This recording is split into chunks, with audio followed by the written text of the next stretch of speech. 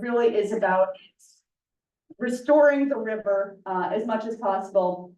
This particular area, as those of you from the area know, is not the way nature designed it. As when I was growing up in Newtonville, never really thought about Cheesecake Brook as much more than just sort of a depressing little ditch. Well, that's not how it was originally. The area has been severely paved over and diverted, and that is true for a lot of our natural streams and tributaries. And there are impacts related to water quality, to habitat, to biodiversity, and increasingly to flooding. And so we're not about reversing what the changes that we've done entirely. We enjoy our built environment and our houses and our roads and so forth, but there are things that we can do to make the river healthier, to make the tributaries healthier, and to keep us all safer from climate change.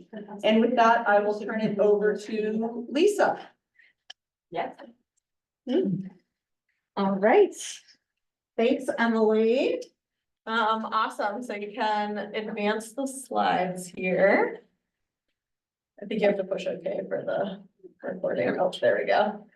All right. So Emily just kind of talked about CRWA, so we can go past that. And we want to acknowledge that our watershed is on the past, present, and future lands of the Massachusetts, Wampanoag, and Nipmuc nations. And as part of our river restoration work, we do work closely with folks and representatives from each of those nations as well.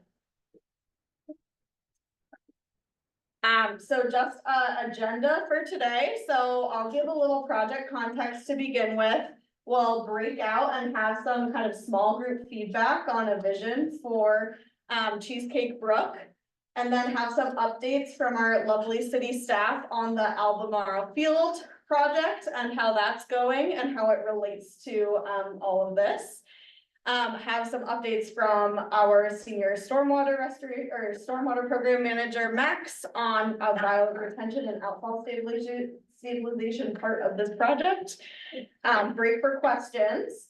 And then I'll talk a little bit more about our restoration planning efforts, which are kind of a broad, long-term concept. And then we'd love to get a little more feedback on those from you in small groups as well. And the folks on Zoom, you guys will break out into small groups as well during that portion. It's weird to like talk to the owl, but that's what we're doing here. That's great. And then Max will just we'll wrap up with next steps. Right. So for our project context, so for those of you who were at our meeting back in, I believe, February or March, I think several of you were. This is kind of a little bit of a compressed version of this. We had more context in that time. In that meeting, and so if you're interested and you weren't able to attend that, we can follow up with those links so that you can understand a little more. So as you know, Cheesecake Brook is part of the Charles River watershed. The Charles River watershed is 35 towns, parts of 35 towns and cities in eastern Massachusetts, and you can see here zoomed in on Newton is the outline of the Cheesecake Brook sub-watershed. So it's actually a fairly large one within the context of the full watershed. And I always love showing this historical map of Newton with areas requiring drainage from the 1800s. And circled there is, of course, the Cheesecake Brook corridor. So because of this has kind of led us to what we see today. You can go to the next slide. This is the modern outline of the watershed, and with the impervious surfaces or really roads and routes highlighted here on the left-hand side, you can see there's an incredible amount of impervious surface, which really dramatically affects both the amount of water and the quality of the water that is draining into Cheesecake Brook.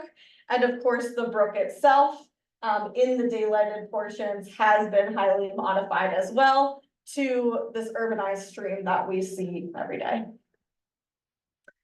So some of the consequences of all of that, which again, we went into a little bit in more depth in the previous meeting, are flooding, a degraded riparian, so habitat and aquatic habitat. So riparian just means the plants on either side of the stream, and stormwater pollution that's coming off of all of those impervious surfaces and causing more polluted water to go into the brook. And then the kind of big picture context here, next slide, is climate change as the dark cloud looming out over all of our things. And of course, in this context, it's gonna mean heat for our area and heat for our aquatic resources and extreme precipitation, which will exacerbate the flooding issues and the stormwater pollution issues. And so at this point, we're gonna break out into our first small group. So I think what we'll do is do 2 groups here, because it looks like most folks are at 2 tables. I'll facilitate one and Max will do the other. And then Amelia, I think there's maybe about 25 people online, so we'll do 2 groups online as well. And yeah, that will be great. And we'll want to respond to these prompts. So let's break out. Yeah. And if you want to join one.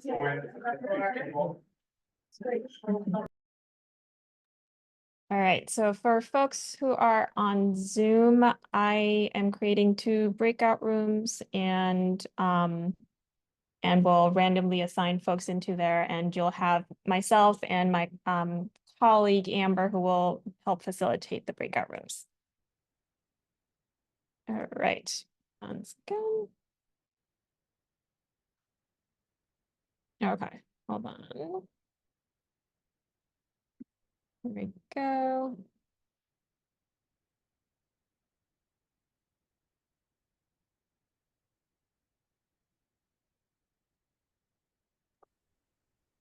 Dear, I seem to have gotten kicked out of the. I'm assigning you to A different. 1, and then Okay. I'll be in the other room.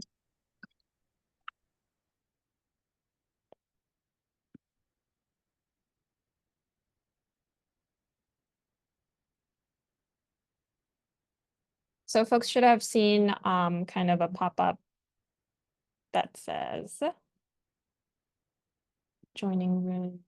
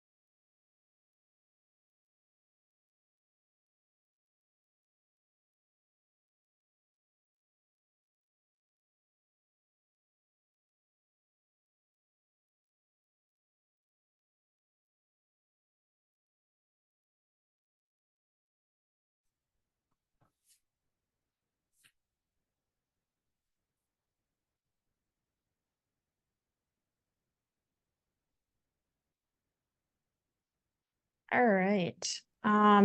Is everyone back from the breakout room? All right, doesn't look like everyone's back yet, and I'm gonna make sure that we have in person joining again and resharing.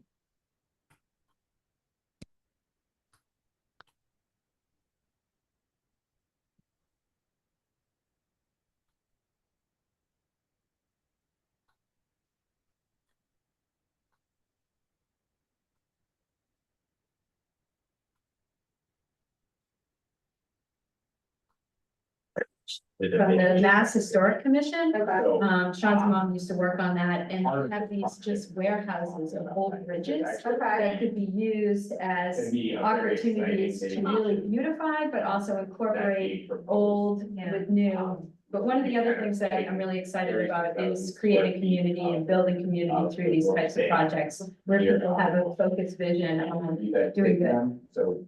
Moving from. Yeah. Great, one more share out. Kind of. And what I find exciting is, you know, creating a car that includes the habitat for bees, butterflies, birds, and other wildlife that runs through a big part of the city and can connect other green spaces and neighborhoods, which is really critical for wildlife. And I think one exciting feature, again, could be, you know, the city providing incentives and assistance for people to participate by creating rain gardens, swales that expand the reach of the wildlife. That would be a good project for, one of the, you know, the recycling and Milford, that would fit in nice with their sort of community. As we're doing opportunities, you may know, that help you enjoy it. All right, thank you guys so much. That was great. Those will only be guys, and we're gonna take all your student notes. If you wanna put them up there on the wall. Some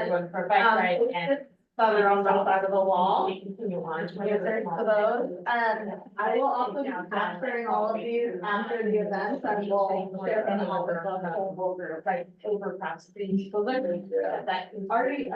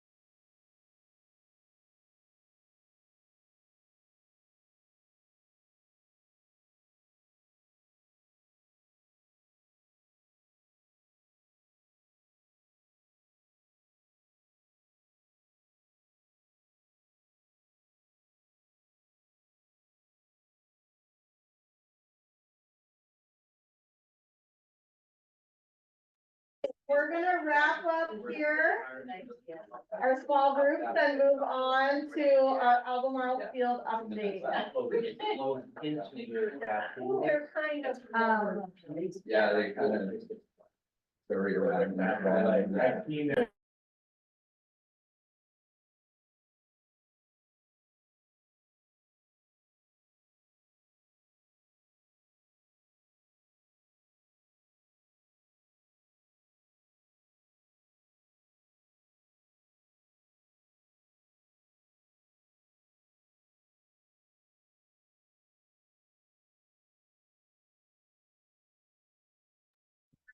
Oh, sorry.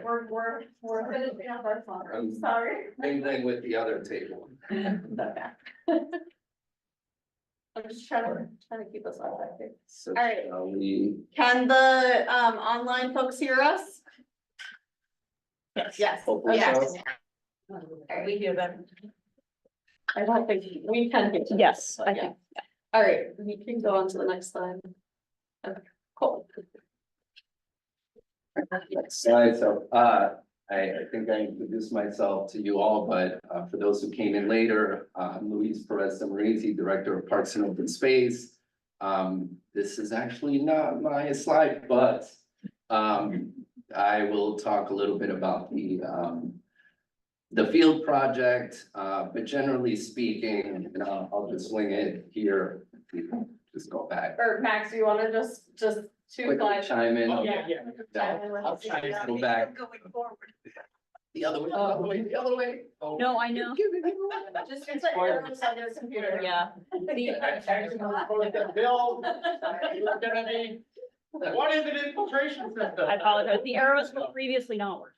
So, yeah, so just kind of quickly, the work that we're doing right now is funded by, a grant through the coastal zone management, which the Office of Coastal Zone Management, which is a really cool acknowledgement of the way that Cheesecake Brook is actually connected to the coastal ecosystem. What happens here, the water that gets into Cheesecake Brook is influencing the potential to have healthy field grass meadows in Boston Harbor. Is that a state organization? This is part of the state.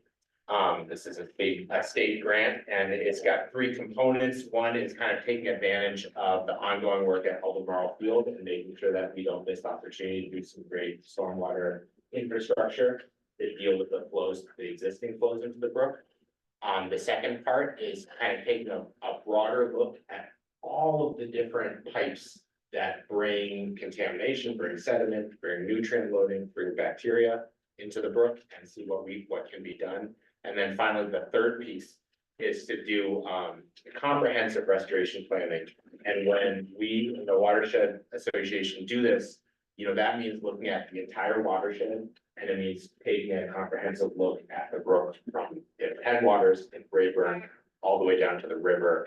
And we've kind of come up with a schema and a classification for the different sections of the brook, because each one is really different, has different issues, and has different opportunities for restoration activities. Thank you, Max, and with opportunity comes great responsibility. Yeah. To quote Spider-Man a little bit.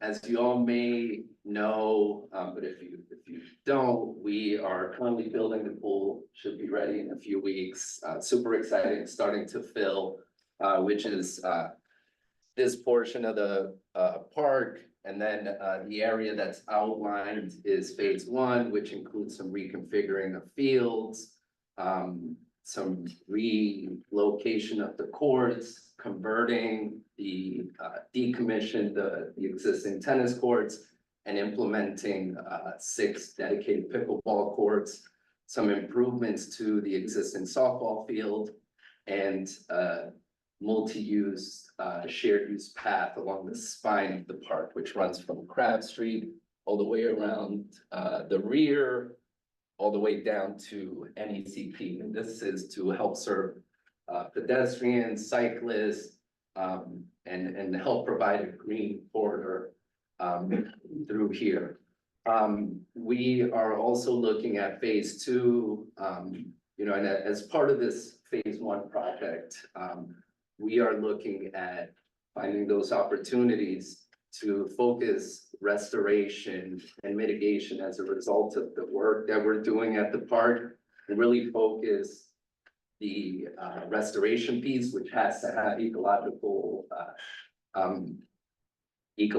benefit in the eyes of the Wetlands Protection Act and the Conservation Commission. So really focusing on the brook banks rather than at the park, if you will.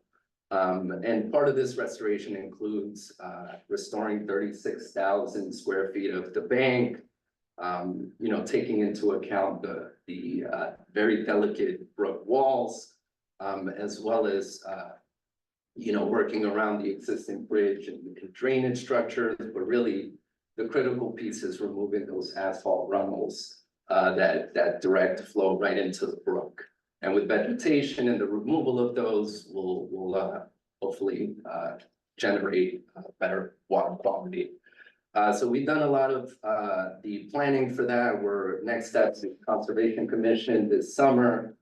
bidding later this fall so that we can start on phase 2, phase 1 of the project implementation, and then hopefully swiftly move toward a phase 2, which doesn't have much work on the surface, but does have favorable soils in this particular area, which is really great because it allows us to potentially intercept a drain line that crosses through that area and be able to infiltrate underneath the fields. And just to clarify, all of the work, it's either courts, grass fields, and then turf field up here. And then if you want to go to the next slide, just to kind of talk a little bit about the restoration of the banks. So as you all know, we're in riverfront area. There is a very extensive process for vetting projects out in riverfront areas and in flood zones. You could see the line here, the flood line. Here you can see the turf field, and the area that's highlighted in blue is the area of turf within the riverfront area. And so in order to install this system, we had to mitigate 2 to 1, so double the 17,000 square feet. So this is where we're kind of going toward, you know, and one question that I pose to you all, there's a chance or the ability for us to work from Crab Street down to wherever, you know, to near where the pool is, or do we focus the restoration toward the middle of the corridor and work outward? And we do see this as a demonstration as to how we can, you know, improve and increase wildlife habitat and vegetation on the banks of the brook. So with that, I will hand it over to Max to talk about the subsurface infiltration. Oh, sorry, Eric.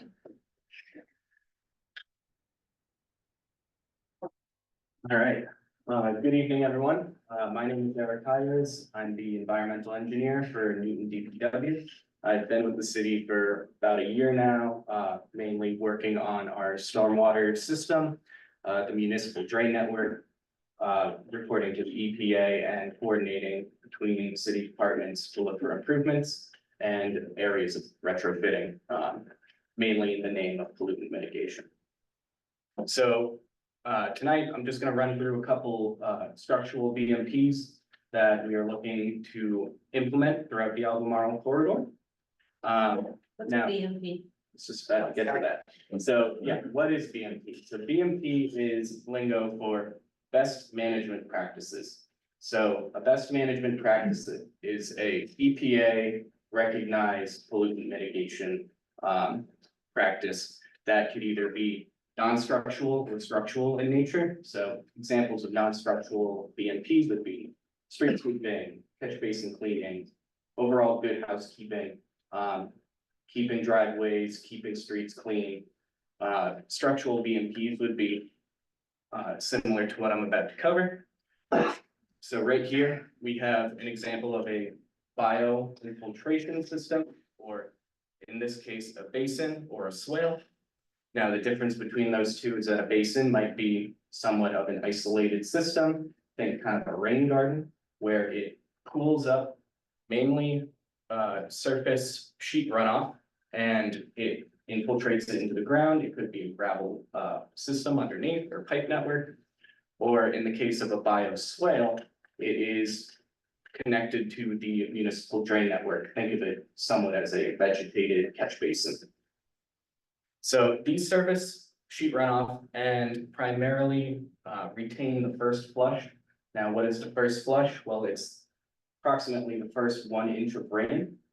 And that first 1 inch of rain is responsible for pretty much washing off everything that's accumulated during dry weather conditions. So that first flush is really important to capture for pollutant control.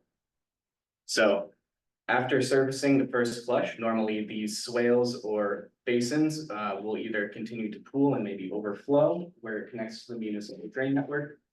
Or in the case that I'm gonna describe in a couple slides, could tie into a larger infiltration basin or some form of sedimentation tank.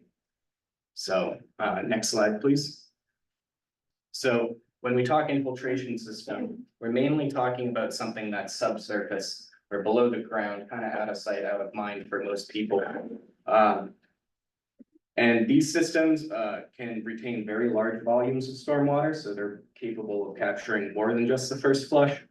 And it's done so by diverting existing flows. So think of either your house, you might have roof runoff, and your roof leader might go right into the ground. That's where it might tie into a subsurface system on your property.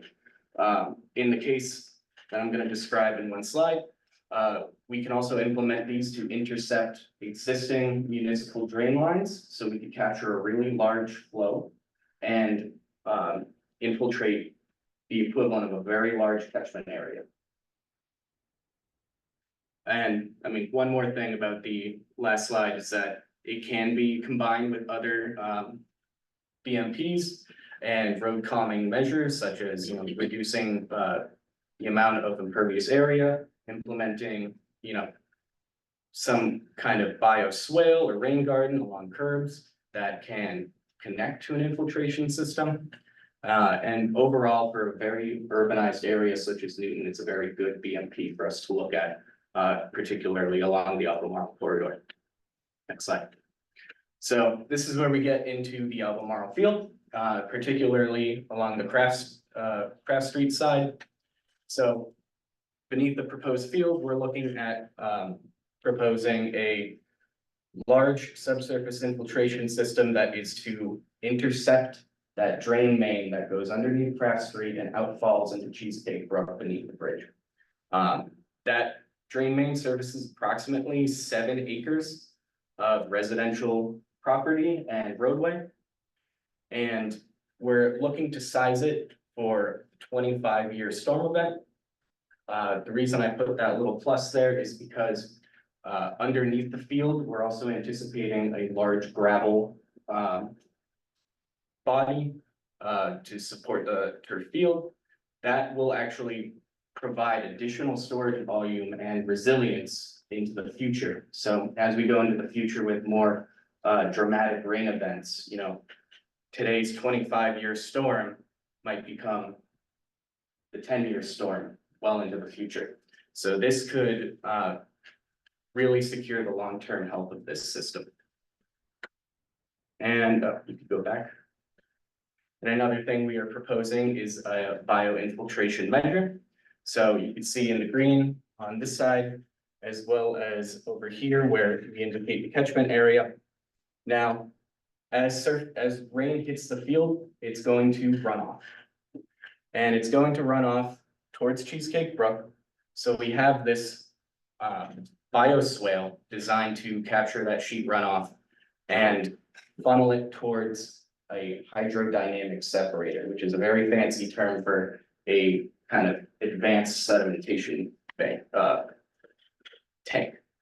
So, I know there's a lot of concern about particle runoff, but this hydrodynamic separator, that's exactly what it's designed to deal with. So, next slide. Can that separator separate that too fast? I don't have an answer to that. You know? I know that it's mainly about particulate. But Yeah, so I would say, it can't separate the PFAS, but it can keep the particles out of the river, and basically what happens is the PFAS leaches out of the particles as they break down in the natural environment. So kind of the best thing is to keep the particles out before you're trying to deal with PFAS. It's raw parts per trillion form. And I do want to add that we did test the material that we're implementing for turf as a result of the replacements at the high schools. The testing was done. There are no regulations around solids for testing for PFAS, so we tested under the drinking water regs. And that process, which is a top assay process, really puts put the carpet and the infill through very extreme environments to bring up and make those PFAS chemicals legible. So I do wanna kind of reiterate that we've been doing as much due diligence in terms of selecting the materials for turf and also planning around having a field in this area adjacent to a water body. In fact, we're hoping to go above and beyond what some of the other turf fields that are more directly near the Charles River. We're really trying to exceed those. Oh, is there an existing example of this in town? That, or will this be the first time we're using the blue tubes, the sub system? So are you We actually own approximately on municipal property, approximately 30 different in like subsurface infiltration measures. Combinations of both rain gardens, subsurface. Oh, okay. Yeah. And hydrodynamic separators. So these are some really good questions. We have like 2 more slides until a question break, and I wanna make sure that the people online also get a chance to answer or ask their questions, so, sorry. Yes, so I just have one more question.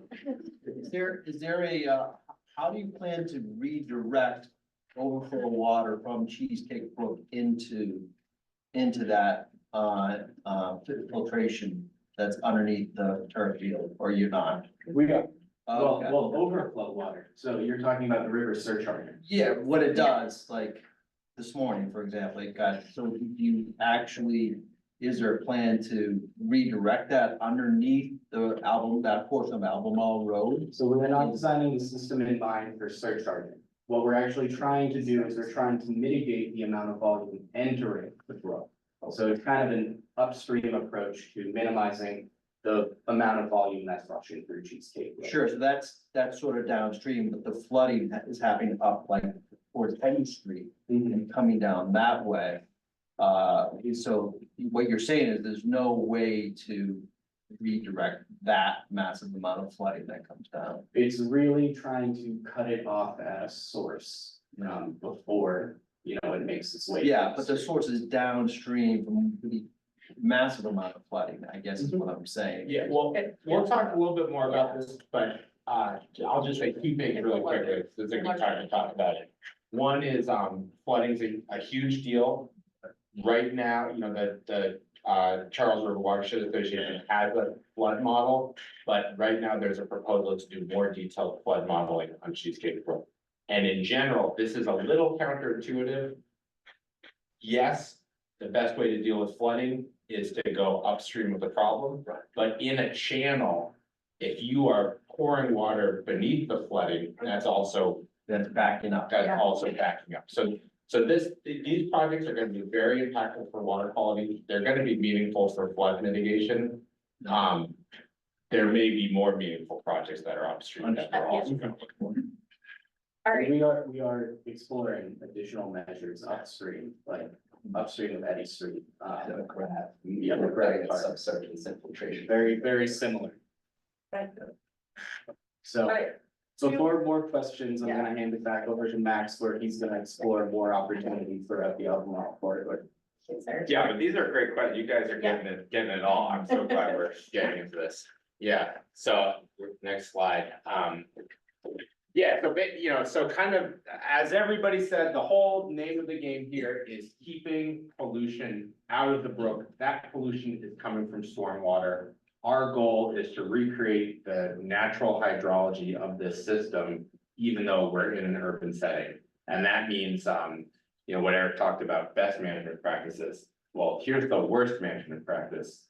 Putting all your stormwater in a pipe and dumping it right into the brook. Right. So we are trying to retrofit these pipes and make them, not turn them back into forest, but make them behave a little bit the way that forests used to.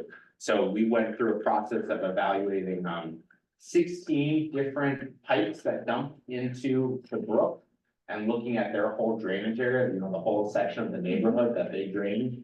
And from that, we identified 2 kind of highest priority projects that we're really hoping to advance into real engineering and design. And I'll just quickly tell you about two of them. One is Anthony Road. So this is like a 19-acre residential neighborhood. Maybe some of you live on this map. This is a great opportunity because the pipe that goes out into the brook is really, really high. And the banks of the brook are really, really flat in this section. So there's a chance to grab that pipe before it goes into the brook and direct it into a bioswale, direct it to kind of a vegetated area where the water can pool up and filter through plants, filter through the ground. Next slide. And then this is a really, really exciting, I think, opportunity. It's gonna be challenging, and Eric has been doing some amazing work to kind of figure out how this can work. This is called the Wildwood Corridor, which is kind of right by that Fessenden School. This is about 20 acres, so it's a big drainage area. And the existing outfall and this concrete head wall, which we found out was installed in 1995. Yep. It is failing, kind of has failed, and honestly, if you've been out there recently, it looks worse than that picture now. It's terrible. So the hope again here is to do something very similar to Craft Street and is to grab this pipe. As the water's rushing out, give it somewhere else to go, give it a chance to get into the ground, and then to rebuild that, that outfall in a way that's, at a minimum, it's not going to be eroding and failing, and at a maximum, it's conducive to better vane conditions and better habitat. And just kind of big picture, this is the approach that we want, that we need to and think we can take to the entire brook. And, it is kind of a game of going like drainage area by drainage area by drainage area. What can we do here? What can we do there? But, right now, kind of our best theory is that that's how we're trying to tackle and get control of the flooding issues. Right, we have a couple of, so I think if you go to the next slide, it's questions. So I'm just, since we had an opportunity, I'm gonna read the few that have come in through Zoom so far, so that folks have chances to respond. So one question that's come in is, what about the land around the brook? How are we going to work with that in response to what Max just said? All right, here's how I will take that question. The land around the brook is really important, but it's also not necessarily the best place to deal with stormwater because you're so close to the brook anyway.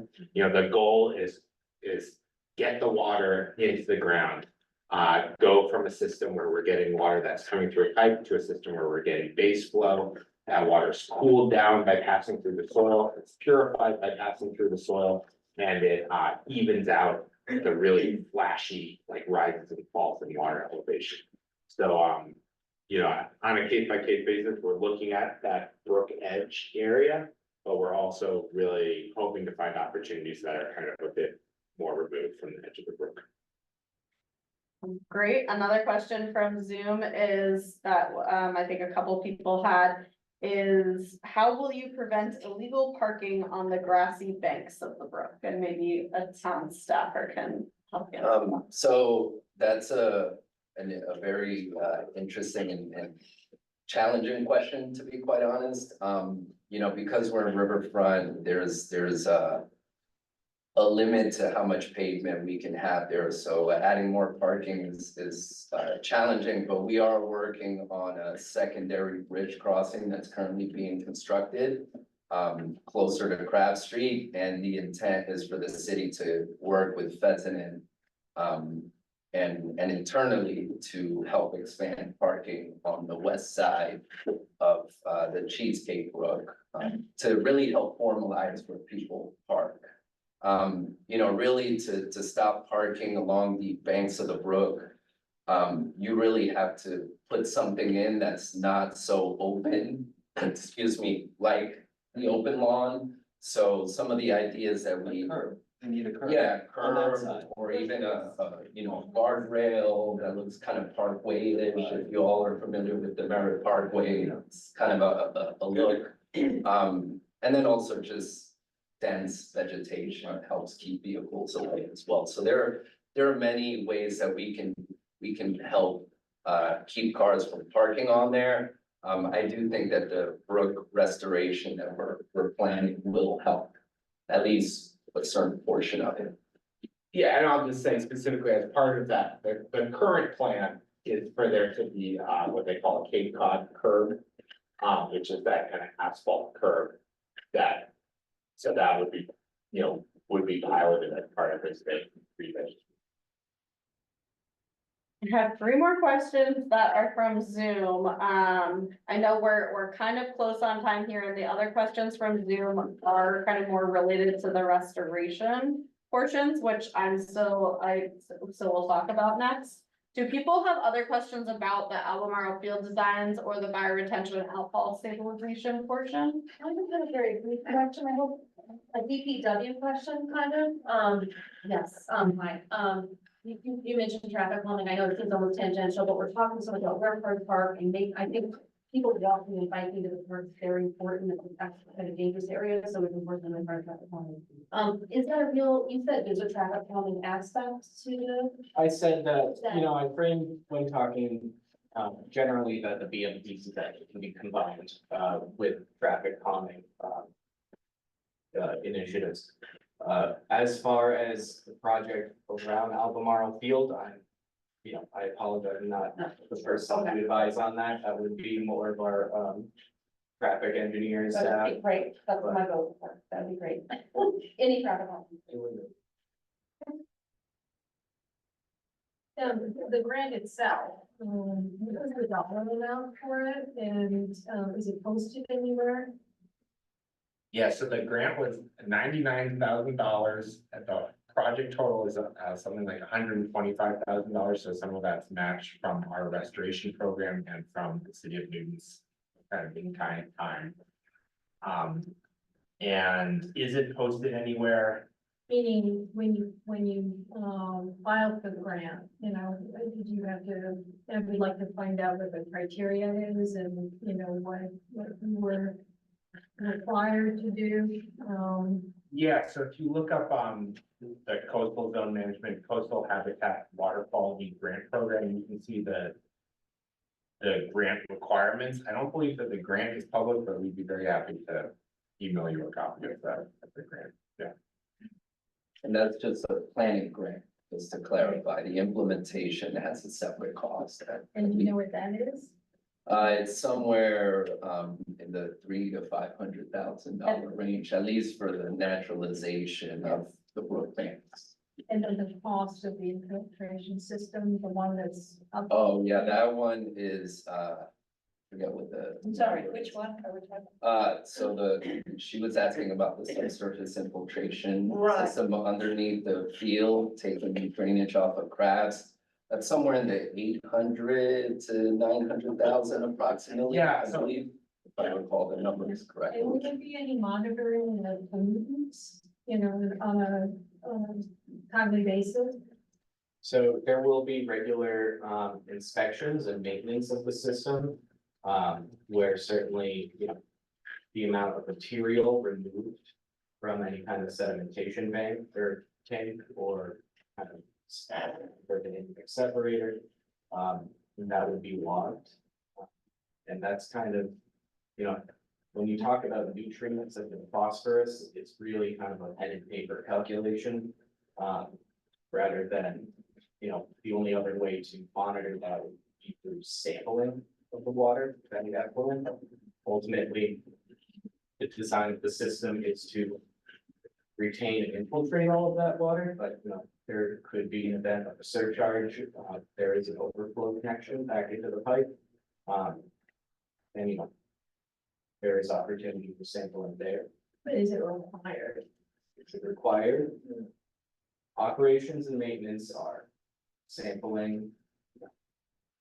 And I do want to add to that, as part of the Conservation Commission, the Wetlands Protection Act and the Riverfront Protection Act process, which is a notice of intent. The Conservation Commission will issue an order of conditions, and in the order of conditions, they will impose perpetual conditions, so I can see them very well, you know, requiring us to periodically check. You know, that is going to be in July. Yeah, it's posed, the agenda's not out yet, but it's the July meeting. Yeah, and I love your question about sampling, obviously from the Watershed Association. Sampling is like how we kind of figure out what's really happening. We do have a roving, you know, what we call a roving site, so we have sites that we've been sampling every month for 30 years. Cheesecake Brook is a place where we do occasional sampling. And I'd love to kind of, I think if there's an appetite to do more, and as we're kind of focusing more of our restoration attention on Cheesecake Brook, I think it would be really beneficial. I'll say that just aspirationally, we'd love to have a robust sampling program in the Brook. We're not ready to commit for that, but that's. Where in Brook is your current sampling location? So, right, yeah, Yeah, we're currently sampling just at the downstream portion so that we're capturing kind of the whole, a representative of the whole watershed, you know, right before it goes in before it goes into the tunnels. I just wanted to get my own like scope. You said you were looking at 16 of the tunnels. How many are there total? Like, How many of the drainage areas? yeah, because you have two that you'll move on to the next phase, but like, how many are you talking about? So that 16 was just in kind of the downstream portion of like below or downstream of Watertown Street, right? And actually, then even just downstream of Craft Street. even just downstream of 16, just so, Whoa, okay.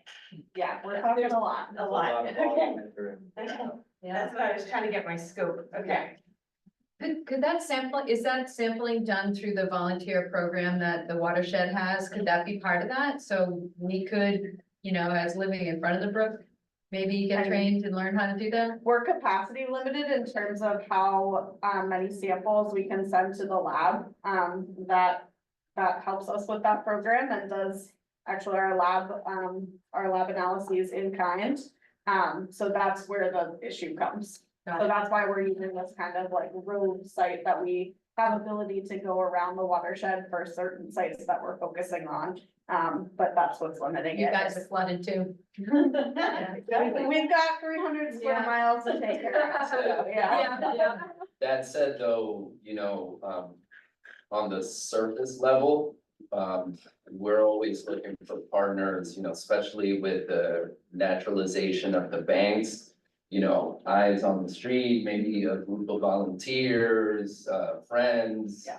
The Charles River watershed, you know, help, you know, Newton serves picking out weeds or, you know, cleaning up, any trash that gets collected in the vegetation. So I think that's something that we can harness the energy of volunteers in the area.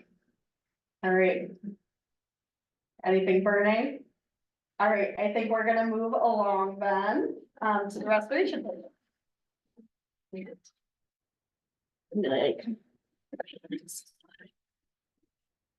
that's it, you got it? Awesome. So the third part of this grant was, creating this restoration plan for the full Cheesecake Brook subwatershed. And again, this portion is really high level conceptual, big picture thinking, that, you know, it's not any immediate actions, but looking at the potential and trying to identify which interventions might work for which locations as a whole. So this plan is kind of building on the CRWA's 2020 efforts and visioning that I think some of you participated in as well, but looking a little bit larger in the watershed.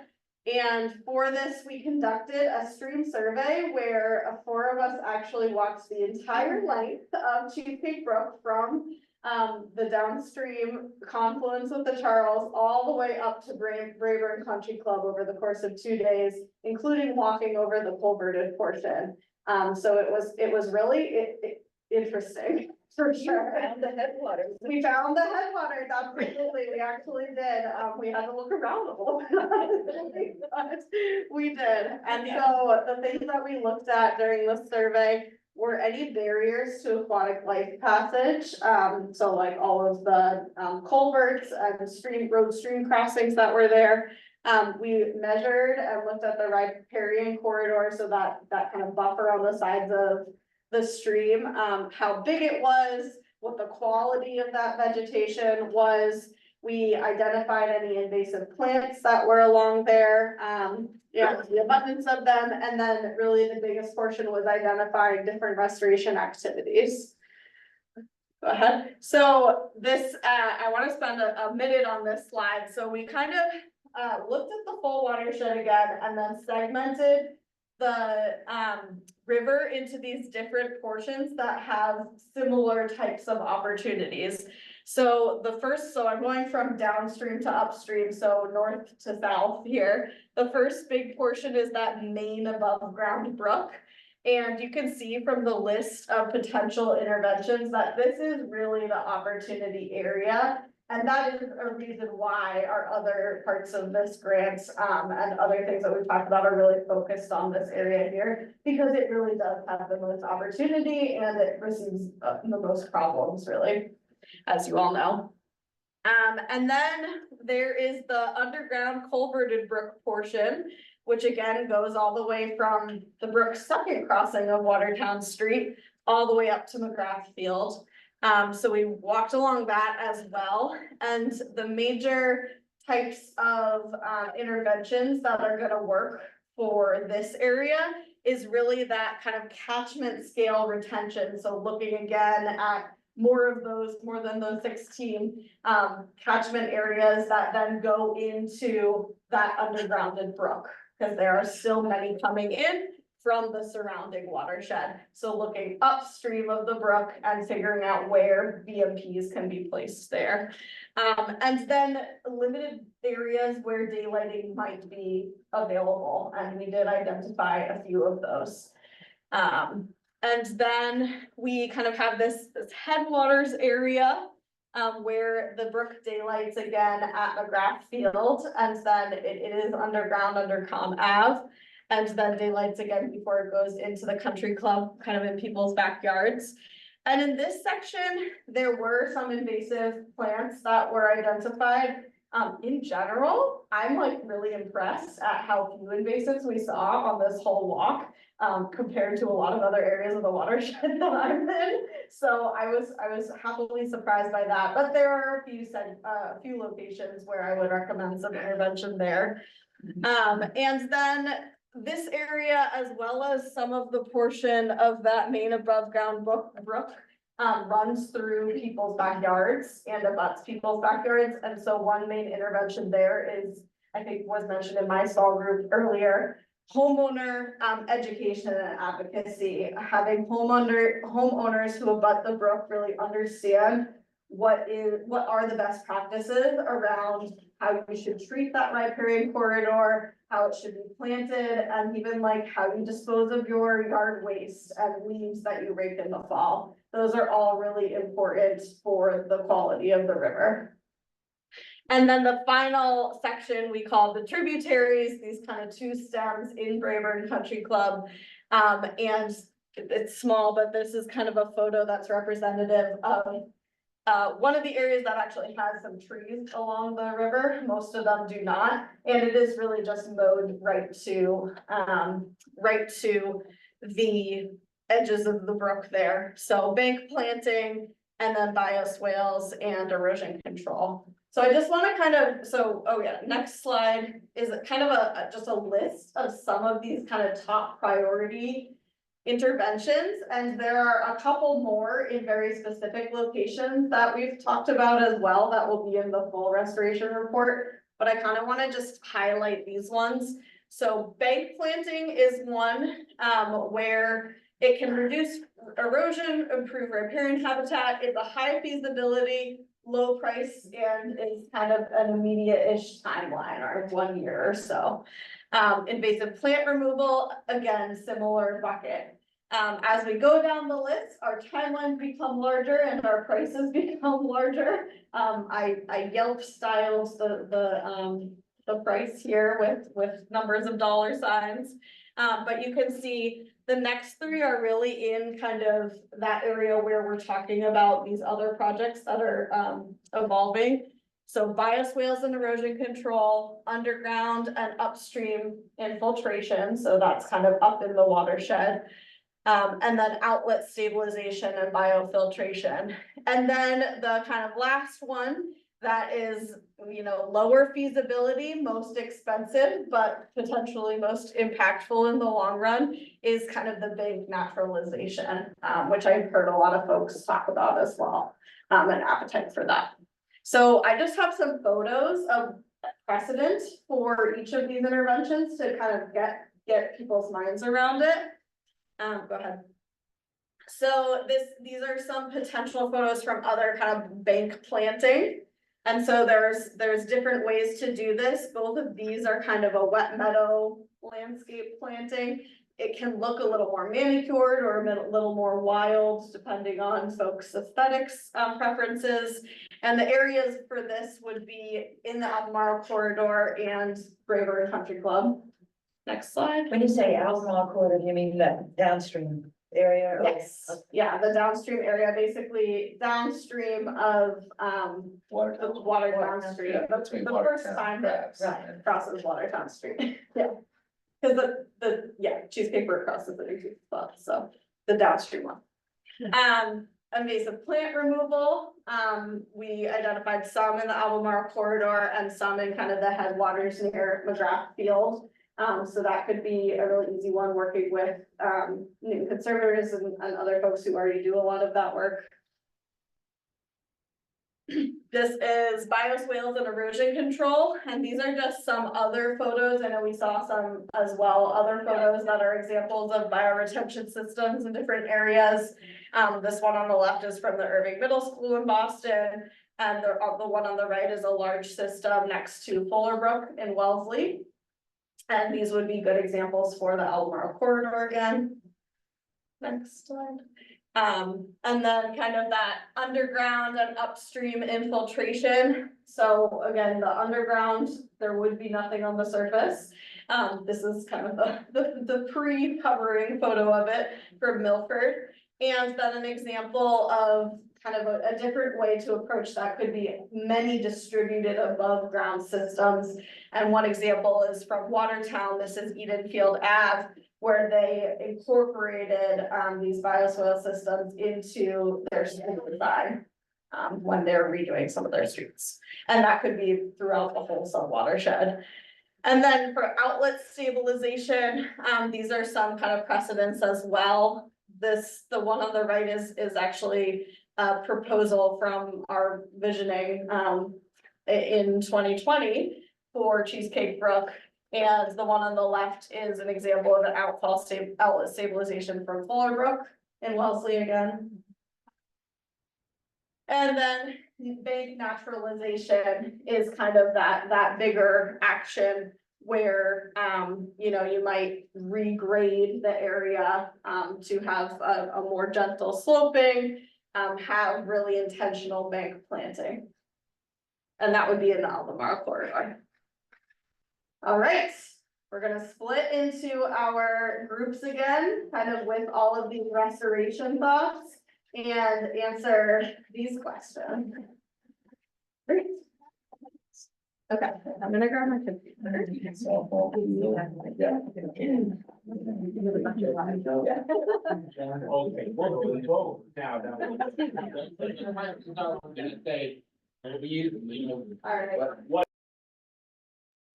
All right, for Zoom folks, we're going into breakout rooms again, so I'm gonna start the breakout room and folks can start plugging into the Jamboard again.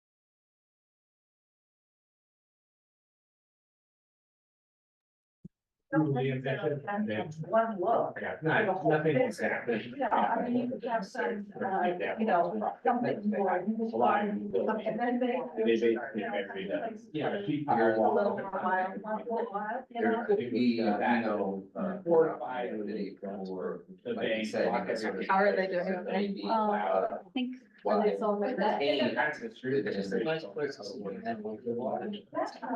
wrapping up.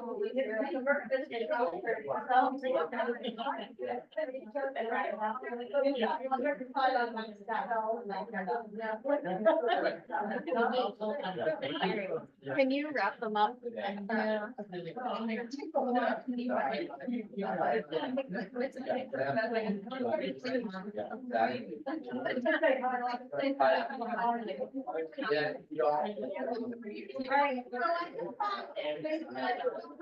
have one last slide on next step.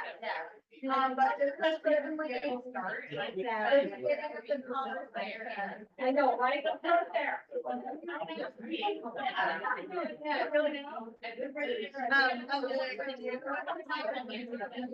Yeah, sorry, I'm just telling them what's going on. No worries.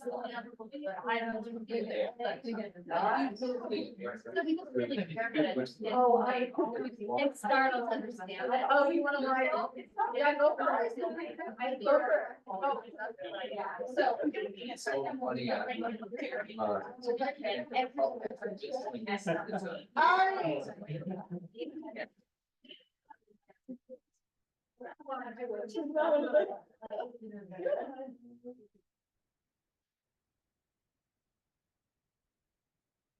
Alright. Thank you all so much for all of your wonderful ideas and feedback and questions. And for any questions that we didn't get to, please feel free to email any of us. And we will happily have some conversations with you about it. That is this public meeting, so that's not a next step. We've done that now. We are finalizing the task of this CCM grant by June 30th. So we will have kind of more finalized designs for some of it, as well as a finalized restoration plan that we can distribute. We will have a tour of Fuller Brook in Wellesley this summer, which you've seen I've added many photos from, but we'd love to get people out there and taking a look and see what kinds of interventions might be possible here. Fuller Brook is in Wellesley. It's right off of Main Street Route 16. It kind of parallels it for a while, but like 2 blocks to the side. I don't know if that's not. But I mean, it's 16 is long when it goes through Wellesley, so. Like Kind the of where the whole. downtown area of Wellesley. behind there. Gotcha, okay. Yeah, on the opposite side of Route 16 from the commuter rail track. Kind of towards the high school. But it's quite long and the restoration that they did there is quite long as well. So we actually had a tour out there last summer and we'll be doing the other half of it this summer because we did a mile and we'll do another mile. So that'll be great. So save the date on that for Monday, July 22nd. But if you've signed up for this meeting, we'll also be corresponding via email with you for that.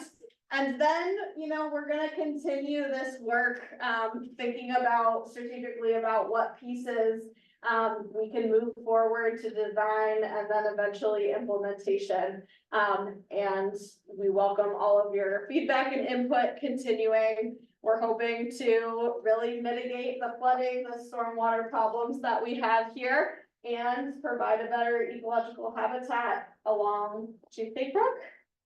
Awesome. Thank you guys.